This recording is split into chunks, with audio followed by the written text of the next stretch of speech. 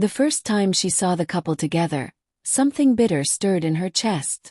It wasn't hate, at least not yet. It was more like a sting. Like someone rubbed pepper into a wound she didn't even know was there.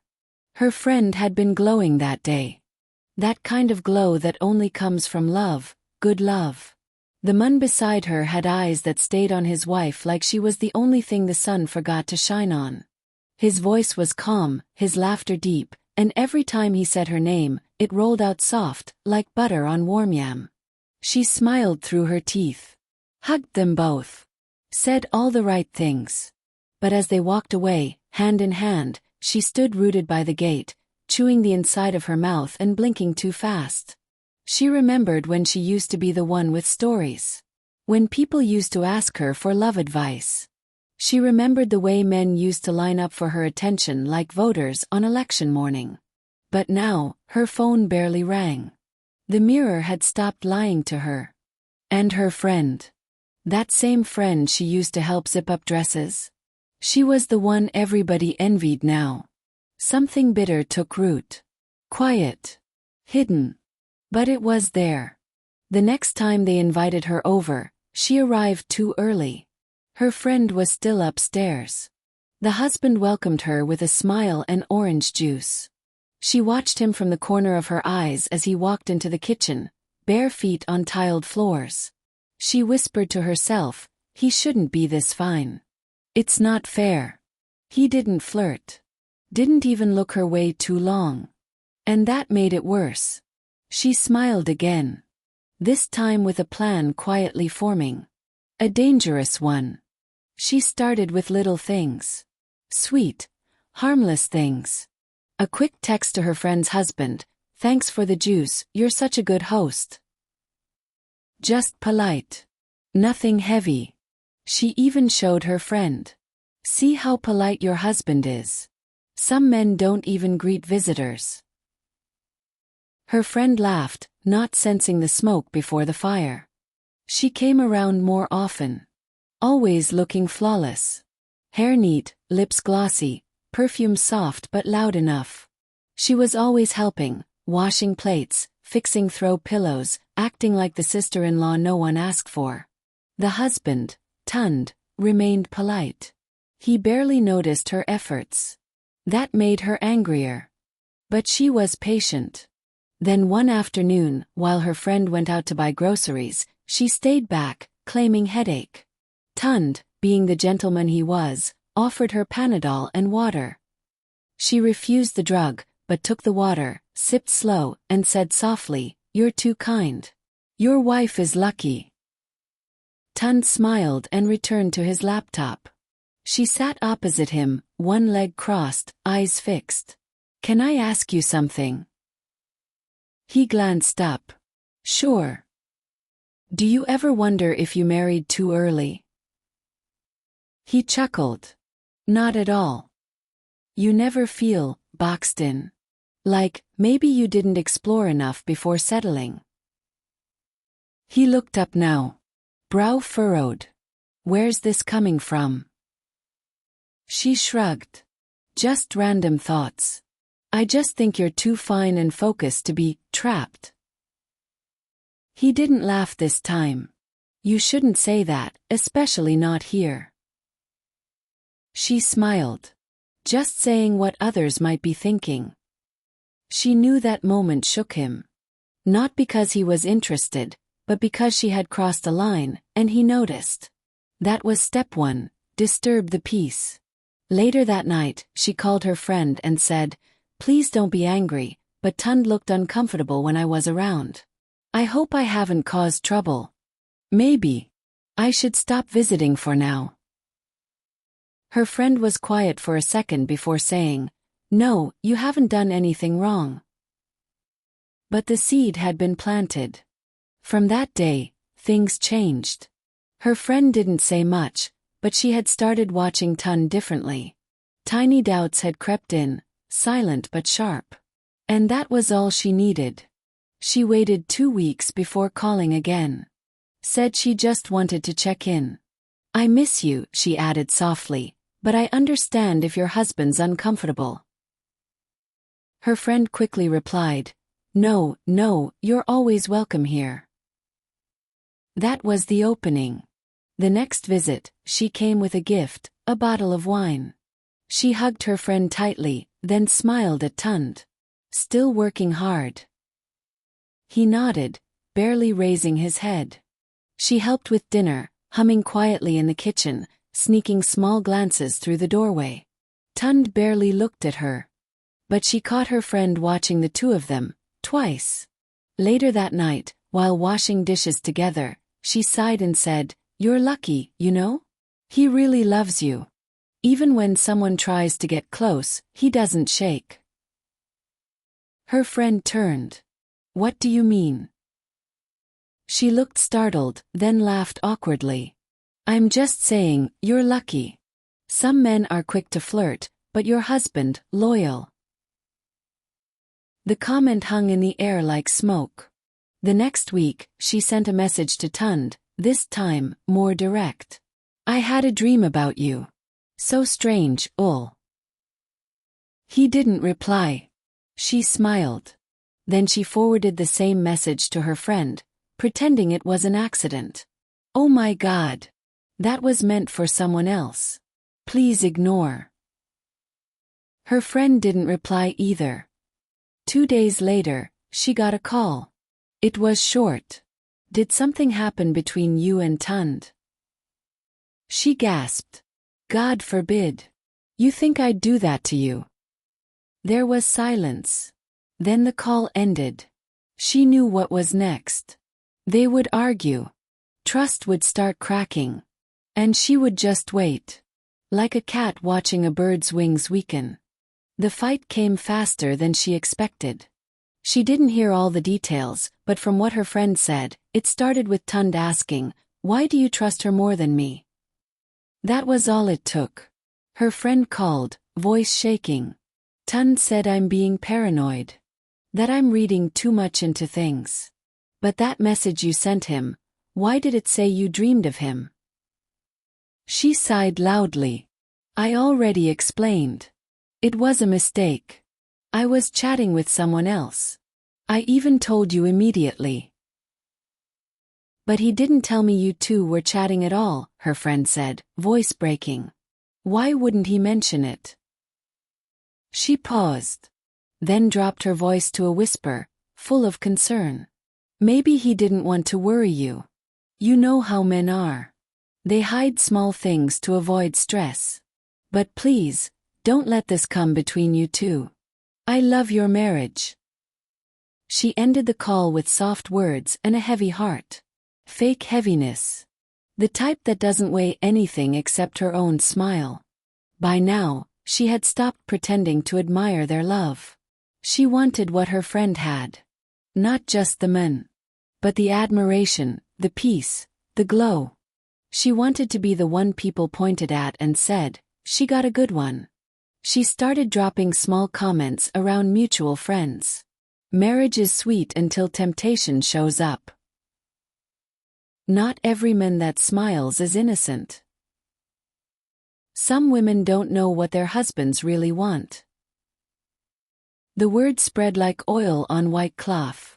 No names, but the message reached exactly who it needed to. Her friend began to pull back, slowly at first. Then she stopped picking her calls altogether. She smiled. Good. But the final blow hadn't come yet. She was saving that one. A surprise. One that would break everything. She waited for the perfect moment. The kind that looks ordinary on the surface but hits like thunder underneath. It came on a Saturday. There was a small get-together, a birthday for one of their mutual friends. Everyone came smiling, dressed in colors and perfume. Laughter floated through the compound like bubbles. She came early. Sat close to Tund's wife, acting sweet as usual. But her eyes stayed busy, watching Tund. He barely greeted her. Kept his distance. Good. That helped the plan. She leaned closer to her friend and whispered, "He looks tense today. Did something happen?" Her friend looked confused. "No, why?" She bit her lip like she wanted to hold something back. Forget it. It's not my place. That was the spark. Her friend begged her to speak. She resisted. Then finally gave in with a sigh. Someone told me something about Tund, she said quietly. I didn't believe it at first, until I saw some things. What things? Messages.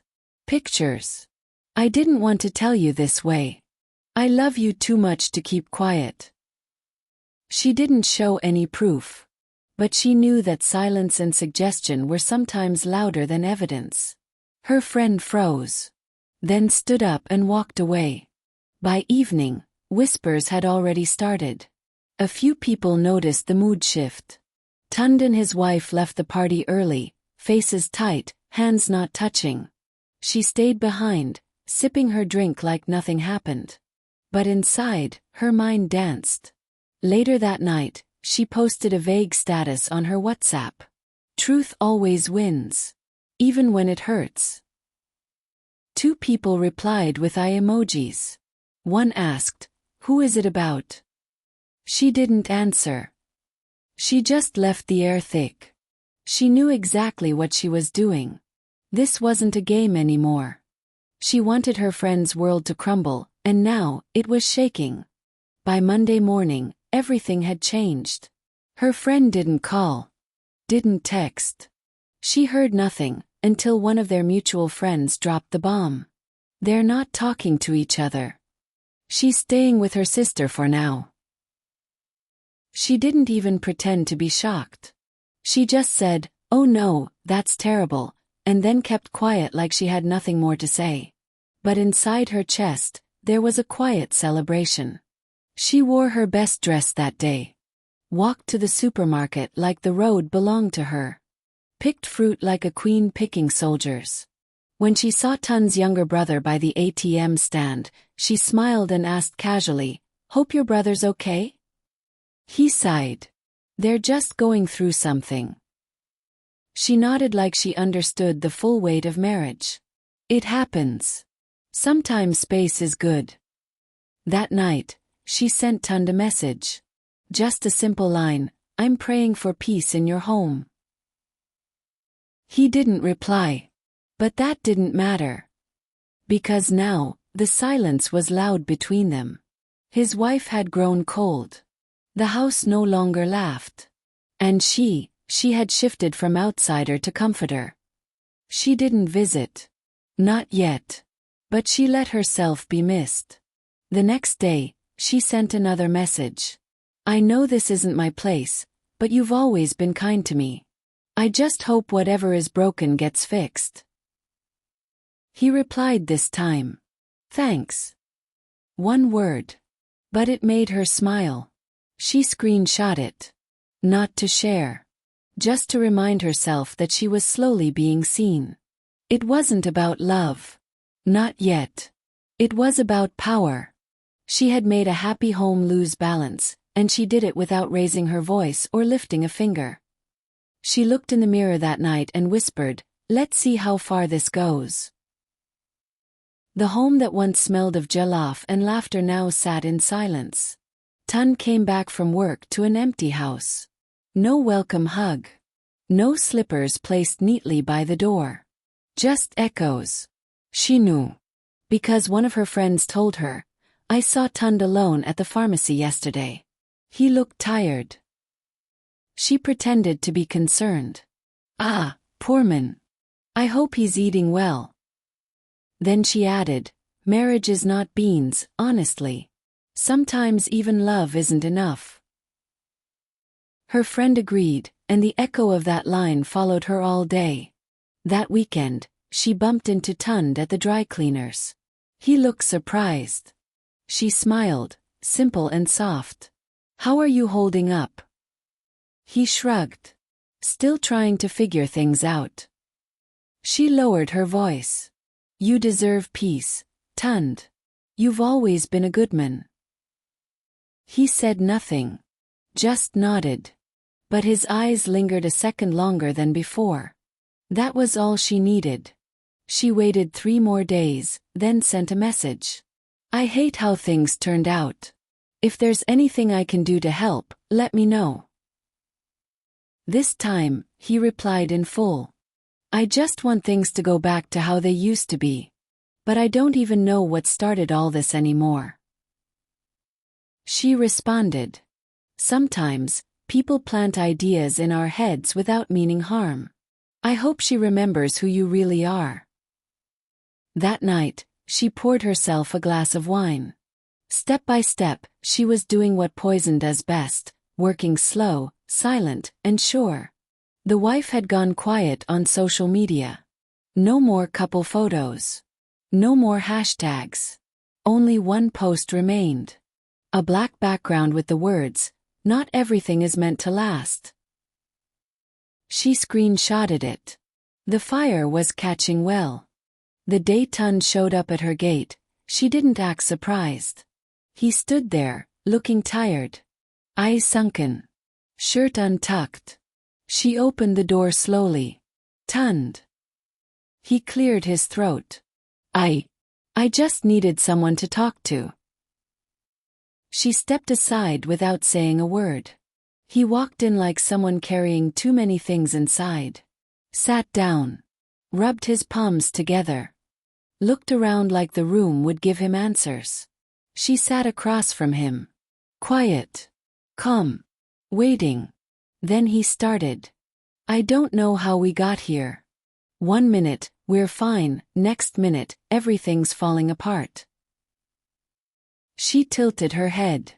You think she believes something happened between us? He nodded slowly. I think she does. She sighed. That hurts me, Tund.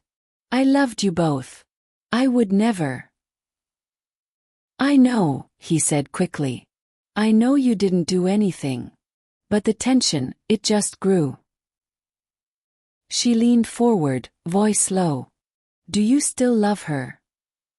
He blinked. Of course. But right now, I just feel lost. She looked down. Let the silence stretch. Then said, you know, sometimes people lose things because they hold them too tightly. Tun stared at her, eyes heavy. I never meant to be in the middle, she whispered. But if talking helps, I'm here. She offered him juice. He drank in silence. He left after an hour. Nothing dramatic.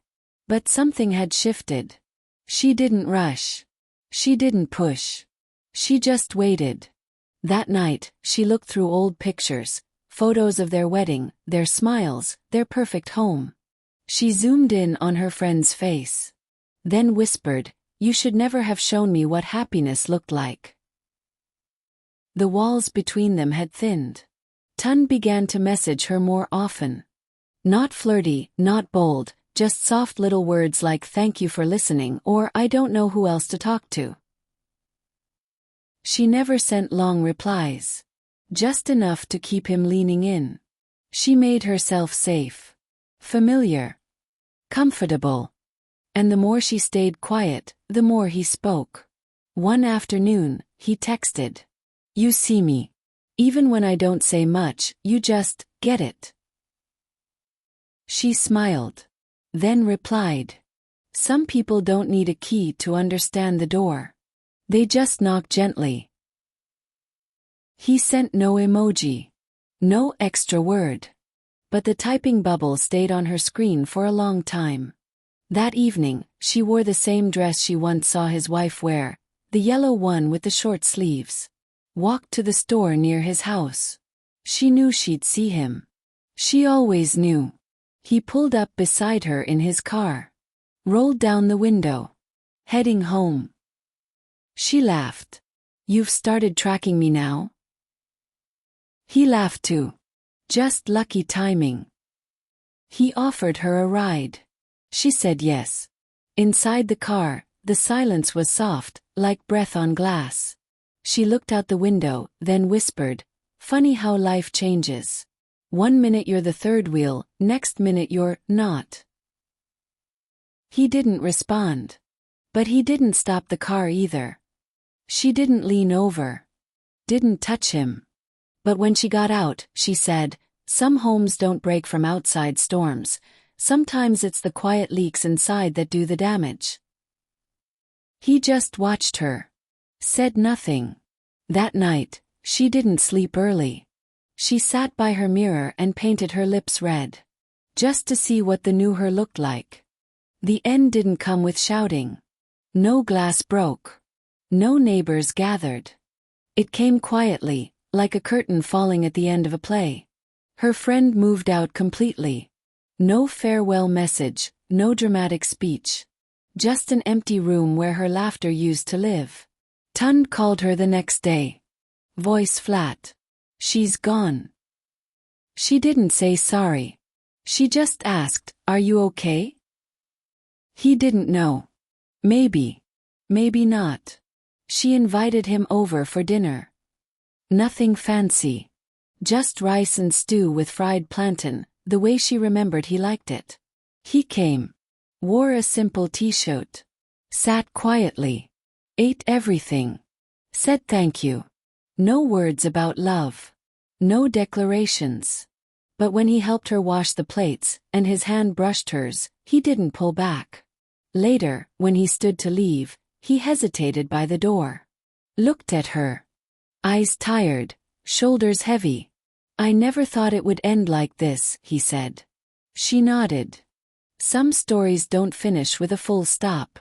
Just a long pause. He left. She didn't follow. She stood in the kitchen, holding the plate he didn't finish. Staring at the spoon like it held all the answers. Her phone buzzed, his message. Just one line. "I don't want to be alone tonight." She stared at the words. Not because she didn't expect them, but because they had finally arrived. Her smile came slow, but full. She whispered, "Welcome to the wreckage." The plan was complete. But even she didn't know. Sometimes, the fire you light to burn others might warm you too long. And when it dies, it leaves your hands empty.